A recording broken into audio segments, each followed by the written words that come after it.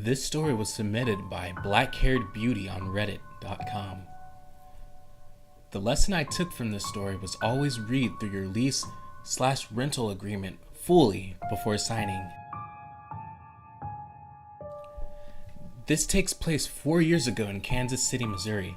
I'm originally from California, so trading up city life for a less urban life was very challenging for me. Making friends was hard, but I made the move to be with my dad, who lived in an apartment complex with a roommate. My dad was a trucker, so he was gone for weeks at a time while I was left alone to work and come home to a foreign place that I was slowly becoming accustomed to. My roommate was gone most of the time because he had a girlfriend, and he would leave his dog with me, so I never really felt truly alone. I had an old lady for a neighbor that would come up and check on me too. That's how people were in that area, and I found it kind of nice how people knew their neighbors. I got to know everyone in my building's name after about 6 months of living there, except one. There was a man, I'd say in his early to mid-50s, who lived directly below my apartment. He looked, for lack of better description, like a creep. He was balding except for the sides of his head, which that hair was straggly too. He was tall and kind of skinny, and had outdated 90s glasses that you'd see on America's Most Wanted, and a thick mustache. He was the only person in the building who wasn't friendly, or at least didn't make the effort to say hello or introduce himself to me. He also happened to be the maintenance man for all 5 buildings. I didn't think much of this at first. I honestly don't care if you're not overtly friendly to me. I enjoy having space of my own, and sometimes being too friendly is suspicious to me. That's just a personal problem, but I'm explaining why it didn't send up any red flags at first. One day, when I was pulling out of the driveway to go to work in the morning, I noticed across the large lawn that led to the door to our buildings, the maintenance man was standing in the center, staring directly at me. Stare is the wrong word, more like a glare. At first, I looked around, confused, thinking perhaps he was looking at someone or something behind me. I was the only one there. Although it creeped me out a bit, I shrugged it off and continued with my day, forgetting all about it.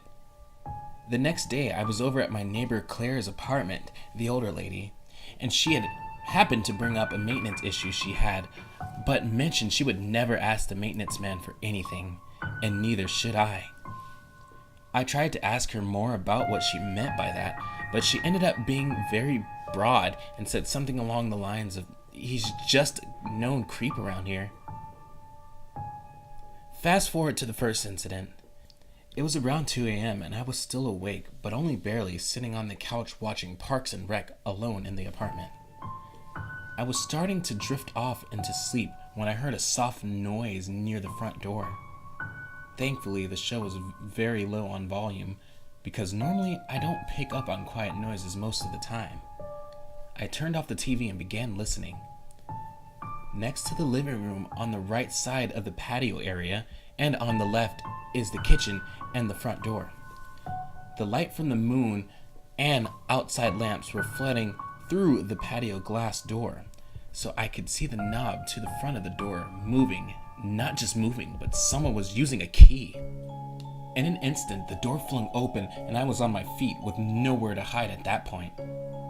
I stood my ground and saw the silhouette step into the kitchen. That's when I saw it was the maintenance man. My stomach dropped and he stood dead in his tracks when he spotted me, looking as if it was unexpected to find me awake. I noticed he had a large coat on, even though it wasn't winter or even cold that particular night. I noticed that only because the jacket looked bulky, as if he were carrying things in it that I couldn't see. "What the fuck are you doing?" was all I managed to squeak out. I was shaking, my knees feeling like they were going to give out. For reference, I was a 22-year-old woman standing a whopping 5'4", with no way to defend myself at all from where I was standing.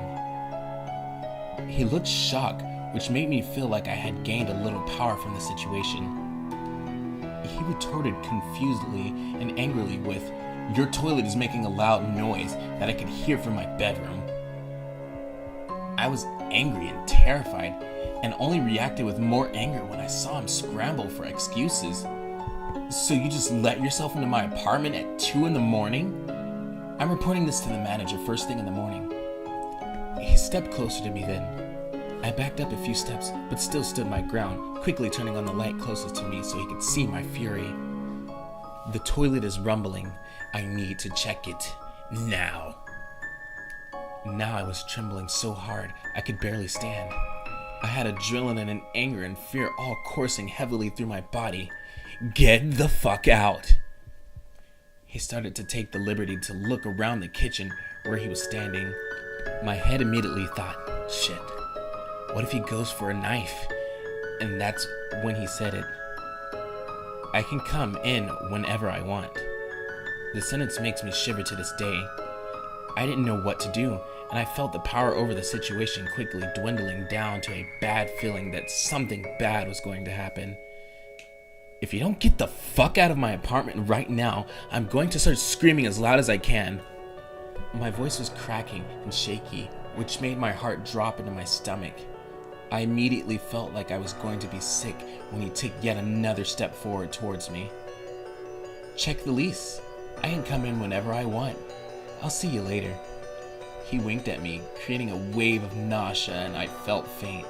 He slowly turned around and walked out, closing the door behind him, and even going as far enough as to lock it from the outside with his extra key. The next day I contacted management as soon as the office opened. I could tell the conversation wasn't going anywhere when the manager sounded irritated right off the bat. When I told her that the guy entered my apartment illegally, she cut me off and told me that they do not allow any illegal activity and take what I was saying very seriously. I thought, yes, I've got him.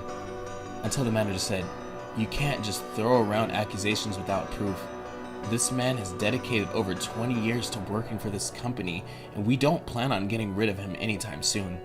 Perhaps if you read over your lease like you should have, yes, she was actually scolding me, you would have seen the clause that states that a maintenance worker has keys to the entire property, and if there is a maintenance issue, they are permitted to access the property at any time of day.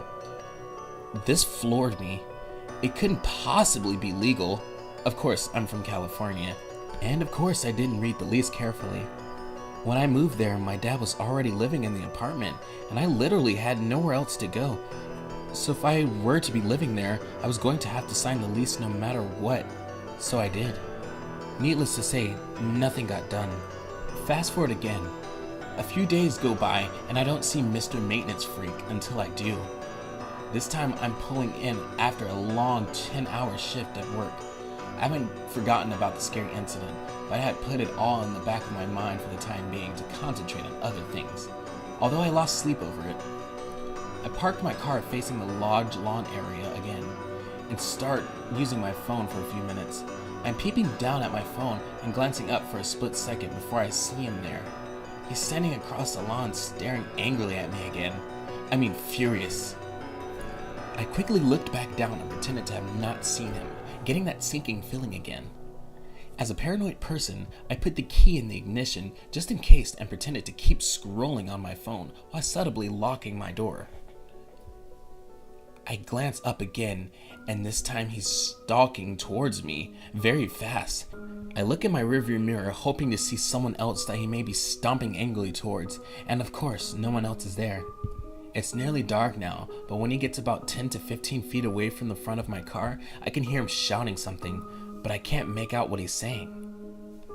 Now I put my phone down, and I'm watching him come right at me until he reaches my window and starts banging on it with all his might, and slams his body into the door. He's also fidgeting angrily with the handle, even though the doors are locked. My car doesn't have automatic locks, so I'm praying to God that all my doors are locked at this point. My hands are shaking so bad that I'm having trouble starting the car.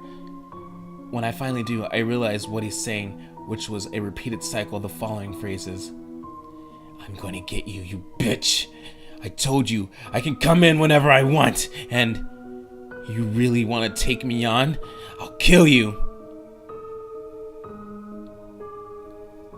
I peeled out of there so fast, not even knowing where to go. I drove to the next county over, found a hotel, and stayed the night there. The next day, I took work off and went straight to the management's office. I told them exactly what happened, and no matter what I said, they didn't believe me. This maintenance man was apparently God's gift to mankind or something. He was a monument to the company, and they appreciated his 20 years of service and dedication to them over him risking someone's life with threats. Long story short, I lost it. I called her a psychotic cunt and ended up getting evicted. I reported all of this to the police, but between the lack of evidence I had and his perfect shining references from his employees that seemed to love him, the police said that there was nothing that they could do and moved forward at that point. My dad and I ended up finding a nice home about 10 minutes away from that place. I ended up inviting Claire, my older neighbor, to the new house a few months later. She told me that there was a single woman in the apartment before the roommate and my dad had moved in there that also left in a hurry after something happened with the maintenance man, taking photos of her walking to and from her apartment to her car. When she confronted him about it, he told her, "I can do whatever I want." I guess in Kansas City, maintenance workers are like God. They get away with whatever they want and have shining reputations. Needless to say, it's been 4 years and I'm back in California.